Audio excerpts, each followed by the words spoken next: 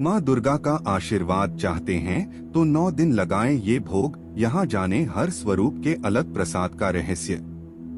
नवरात्रि में 9 दिन तक माता दुर्गा के अलग अलग स्वरूपों की पूजा की जाती है। साथ ही हर स्वरूप के लिए अनेक धार्मिक अनुष्ठान किए जाते हैं।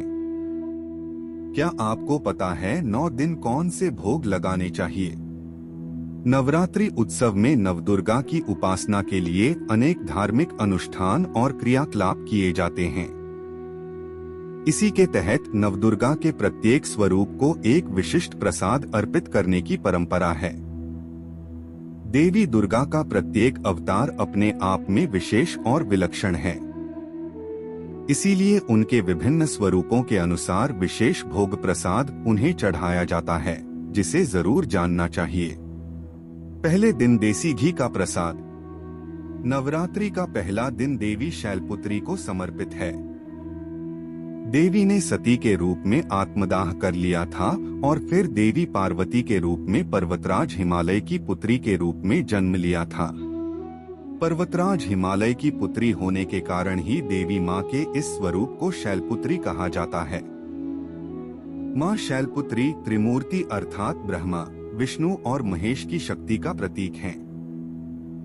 माता शैलपुत्री का आशीर्वाद पाने के लिए देसी घी को प्रसाद स्वरूप अर्पित करना चाहिए। दूसरे दिन शक्कर का प्रसाद। नवरात्रि का दूसरा दिन देवी ब्रह्मचारिणी को समर्पित है। देवी पार्वती के तपस्विनी और अविवाहित रूप को देवी ब्रह्मचारिणी के रूप में पूजा जाता है।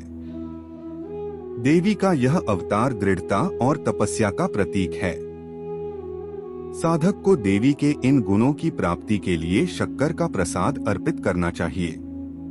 तीसरे दिन खीर का प्रसाद। नवरात्रि का तीसरा दिन देवी चंद्रघंटा को समर्पित है। देवी चंद्रघंटा देवी पार्वती का विवाहित स्वरूप हैं। भगवान शिव से विवाह करने के बाद देवी पार्वती ने अर्धचंद्र को अपने मस्तक पर सुशोभित करना आरंभ कर दिया था, जिसके कारण उन्हें देवी चंद्रघंटा के रूप में जाना जाने लगा। देवी चंद्रघंटा अपने भक्तों को साहस प्रदान कर उन्हें समस्त अवगुणों से दूर रखती हैं। देवी चंद्रघंटा को प्रसाद स्वरूप खीर अर्पित करनी चाहिए। चौथे दिन मालपुए का प्रसाद। नवरात्रि का चौथे दिन देवी कूष्मांडा की पूजा की जाती है। माता कूष्मांडा सूर्य के अंदर अर्थात सूर्य मंडल में निवास करती हैं। उनके अतिरिक्त अन्य किसी में यह शक्ति और क्षमता नहीं है। देवी कूष्मांडा की देह सूर्य के समान दिव्य और तेजोमय है। देवी कूष्मांडा अपने भक्तों के जीवन से अंधकार का नाश करती हैं और उन्हें धन और स्वास्थ्य प्रदान करती हैं। माता कूष्मांडा को मालपुआ का प्रसाद अर्पित करना चाहिए। पांचवें दिन केले का प्रसाद। नवरात्रि के पांचवें दिन जगदम्बा के स्कंदमाता स्वरूप की पूजा जाती है। देवी पार्वती के ज्येष्ठ पुत्र भगवान कार्तिकेय हैं, जिन्हें स्कंद देव के नाम से भी जाना जाता है। इसी कारण माता पार्वती को देवी स्कंदमाता भी कहा जाता है। देवी स्कंदमाता अपने भक्तों को समृद्धि और शक्ति प्रदान करती हैं। नवरात्रि में देवी स्कंदमाता को केले का प्रसाद अर्पित करें। छठे दिन शहद का प्रसाद। नवरात्रि के छठे दिन देवी कात्यायनी की पूजा की जाती है। महिषासुर दैत्य का अंत करने के लिए देवी पार्वती ने देवी कात्यायनी रूप धारण किया था। यह देवी पार्वती का सर्वाधिक हिंसक रूप है। देवी कात्यायनी का यह स्वरूप क्रोध के सकारात्मक उपयोग को प्रदर्शित करता है।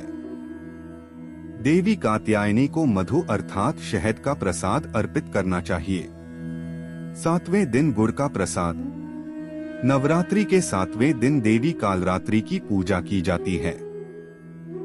देवी पार्वती ने शुंभनिशुंभ नामक राक्षसों का वध करने के लिए अपने स्वर्ण वर्ण का त्याग कर दिया था।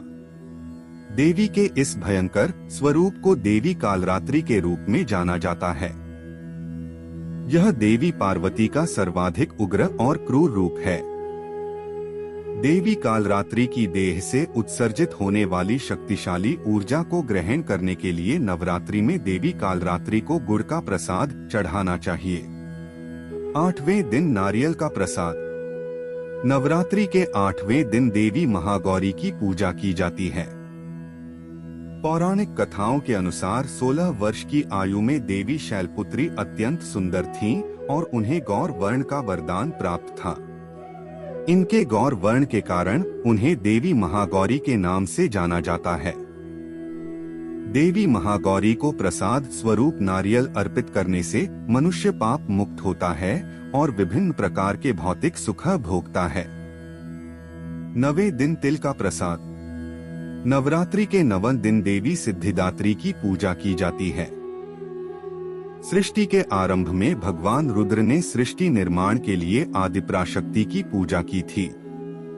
यह माना जाता है कि देवी आदिपराशक्ति का कोई रूप नहीं था और वह निराकार थीं। शक्ति की सर्वोच्च देवी आदिपराशक्ति भगवान शिव के बाएं आधे भाग से सिद्धिदात्री के रूप में प्रकट हुई। देवी सिद्धिदात्री की आराधना से समस्त प्रकार की सिद्धियों की प्राप्ति होती है। नवरात्रि में देवी सिद्धिदात्री को तिल या तिल से बने पदार्थों का प्रसाद अर्पित करना चाहिए।